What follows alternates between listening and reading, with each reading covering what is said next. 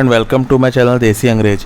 आज मैं एक और बहुत ही सुपरहिट टीवी सीरीज़ की बात करने जा रहा हूं और उसका नाम है द मास्क।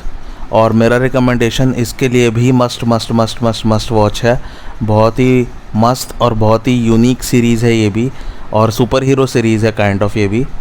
और इससे पहले कि मैं रिव्यू शुरू करूँ, आप लोग जल्दी से मेरे चैनल को सब्सक्राइब कर लीजिए ताकि आपको और भी टीवी सीरीज़ के रिव्यू की नोटिफिकेशन मिल सके। डिस्क्रिप्शन की बात करते हैं।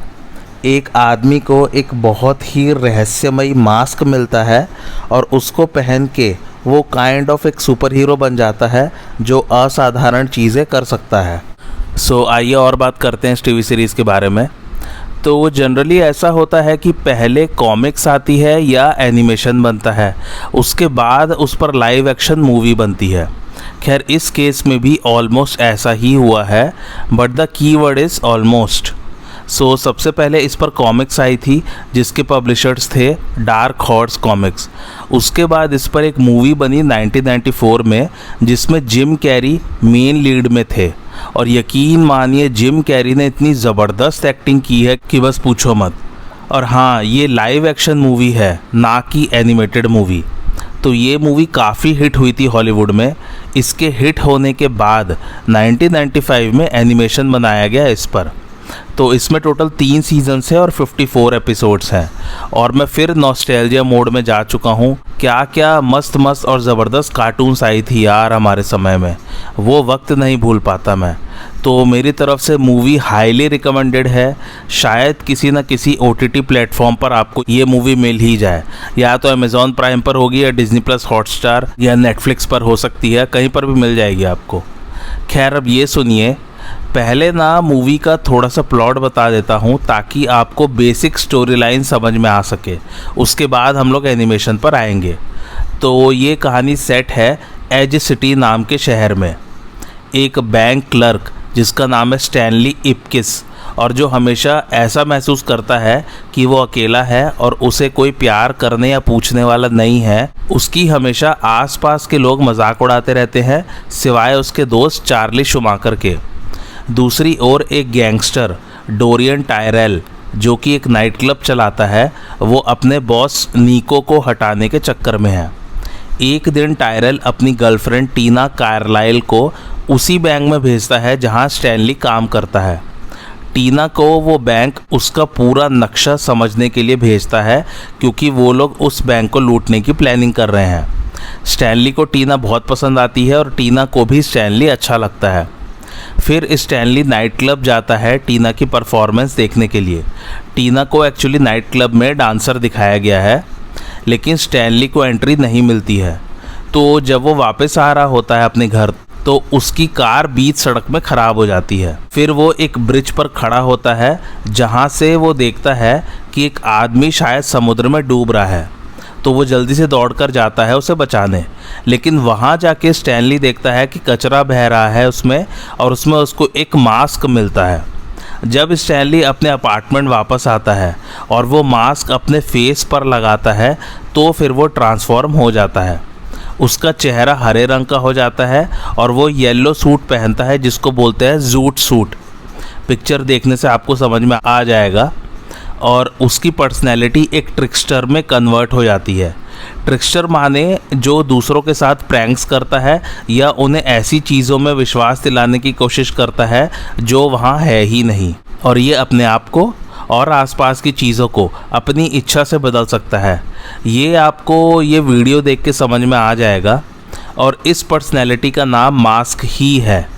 तो जब स्टैनली मास्क में ट्रांसफॉर्म हो जाता है तो वो अपनी रेगुलर पर्सनैलिटी से बिल्कुल अपोजिट बिहेव करने लग जाता है। यानी कि उसका कॉन्फिडेंस लेवल बहुत हाई है और उसको किसी चीज़ से डर नहीं लगता है, और उसको ऐसा लगता है कि वो कोई भी काम कर सकता है। एनीवे, ट्रांसफॉर्म होने के बाद मास्क पूरे शहर में कोलाहल मचा देता है, और जिन जिन लोगों ने स्टैनली को बहुत परेशान किया है, जैसे कि बैंक में उसके कलीग्स या उसकी लैंड लेडी और उसके मैकेनिक ने, वो सबकी जाके बैंड बजा देता है। और कुछ गुंडे भी उसको मिलते हैं, उनकी भी वो ऐसी तैसी कर देता है। यहाँ पर मैं एक बात क्लियर कर देता हूँ कि दरअसल मास्क बहुत ही फ़नी और बेफिक्रा कैरेक्टर है। उसे किसी से कोई मतलब नहीं है और ये हमेशा मस्ती मोड में रहता है। जैसे जीनी वाला कैरेक्टर है ना अलादीन में, काइंड ऑफ वैसा ही।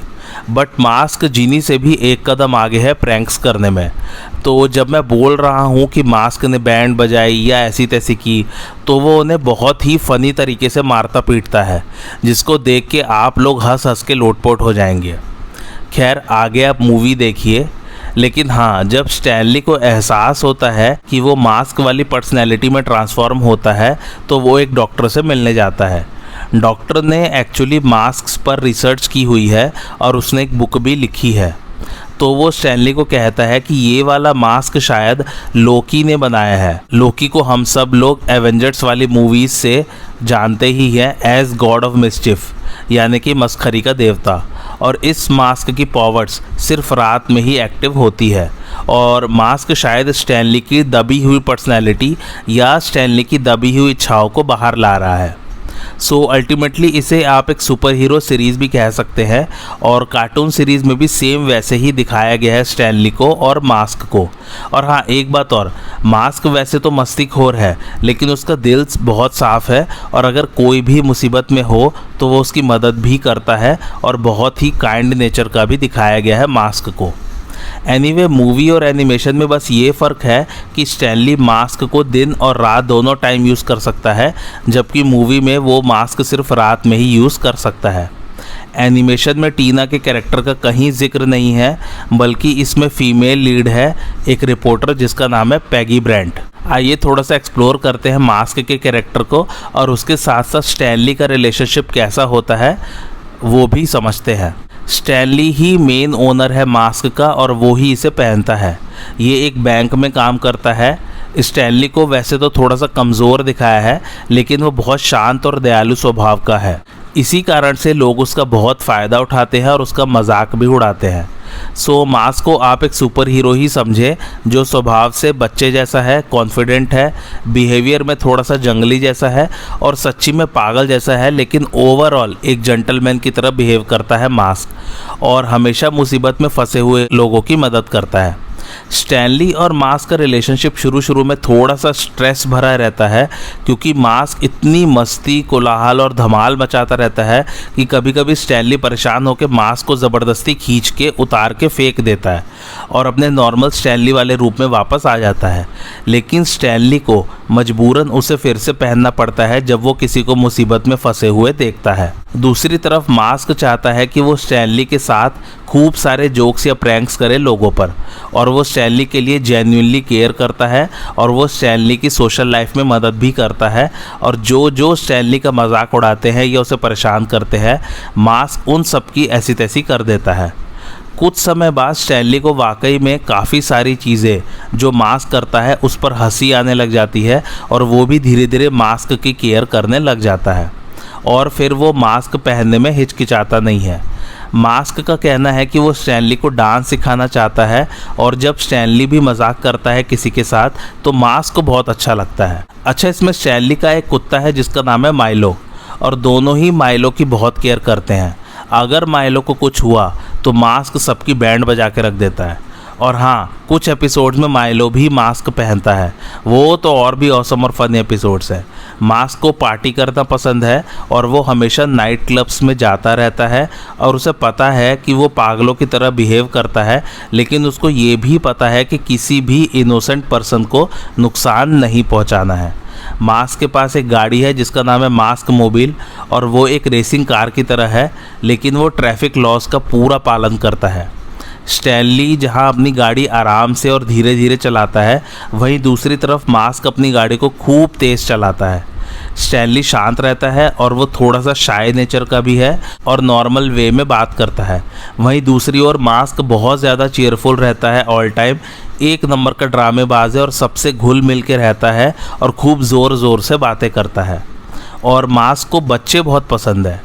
सिमिलरली, जैसा मैंने बताया कि माइलो भी कभी कभी मास्क पहनता है, तो उसका भी ऑल्टर ईगो मास्क की ही तरह एक नंबर का मस्तीखोर है, तो उसको पहन के माइलो की पर्सनैलिटी पूरी तरह से चेंज हो जाती है।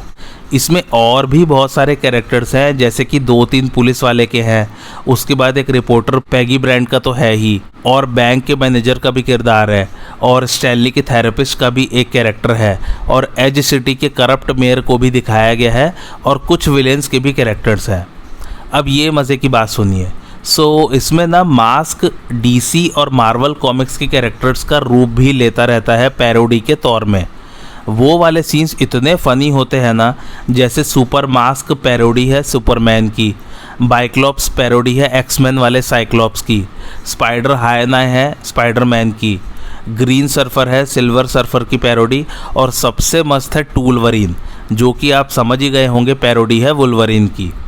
एनीवे और भी बहुत सारे बैटमैन और फैंटास्टिक फोर और लॉर्ड ऑफ द रिंग्स से कैरेक्टर्स के भी स्पूफ है इसमें। एनीवे मेरी तरफ से रिकमेंडेशन मस्ट वॉच है, बहुत ही मस्त सीरीज़ है और इस सीरीज़ का भी कंसेप्ट मुझे बड़ा यूनिक और अलग सा लगता है। जिन्होंने इसकी मूवीज़ देखी हैं जिम कैरी वाली, उन्हें तो ये और भी पसंद आएगा। और मैं फिर से कह रहा हूँ कि मूवीज़ हो सके तो ज़रूर देखिए। टोटल 2 मूवीज़ आई है, एक थर्ड मूवी भी आई थी सन ऑफ द मास्क, लेकिन वो उतनी अच्छी नहीं है तो उसको मैं रिकमेंड नहीं करूँगा।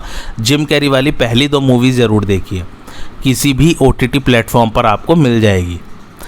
मज़ेदार फैक्ट इसमें सिर्फ एक ही है, तो वो कुछ ऐसा है। सो इसमें स्टैनली और मास्क को आवाज़ दी है रॉब पॉल्सन ने। तो जब भी वो वॉइस रिकॉर्डिंग करते थे तो उनको प्रोड्यूसर्स और डायरेक्टर्स नोट्स भेजते थे कि अगर जिम कैरी वॉइस रिकॉर्डिंग करते तो वो ऐसा कुछ करते। लेकिन एक दिन रॉब को बहुत गुस्सा आया और उन्होंने कहा कि वो उनसे ये सीरीज़ का वॉइस ओवर इसलिए करा रहे हैं क्योंकि वो लोग जिम कैरी को अफोर्ड नहीं कर सकते हैं, और अगर उन्हें उनके वॉइस ओवर से प्रॉब्लम है तो वो छोड़ के जाने के लिए तैयार हैं। लेकिन इसके बाद उन्हें किसी से भी नोट्स आने बंद हो गए और उनसे लोगों ने माफ़ी भी मांगी जिन्होंने उन्हें नोट्स भेजे थे। इसकी रेटिंग की बात करूँ तो वो है 7, जिसे रेट किया लगभग 13,000 लोगों ने। और मेरा रिकमेंडेशन मैंने बता ही दिया, मस्ट वॉच है। रेटिंग पे बिल्कुल भी मत जाइएगा, बहुत ही मस्त सीरीज़ है, बहुत ही यूनिक कंसेप्ट है और सुपर हीरो वाला है, फिर तो और मज़ेदार है और फ़नी बहुत है ये सीरीज़। तो आपको आज का रिव्यू कैसा लगा मुझे कमेंट करके ज़रूर बताइए, और आप और किस किस टीवी सीरीज़ का रिव्यू सुनना चाहते हैं वो भी मुझे कमेंट करके ज़रूर बताइए। और मेरे चैनल देसी अंग्रेज को लाइक शेयर और सब्सक्राइब ज़रूर कीजिए। Thanks for watching.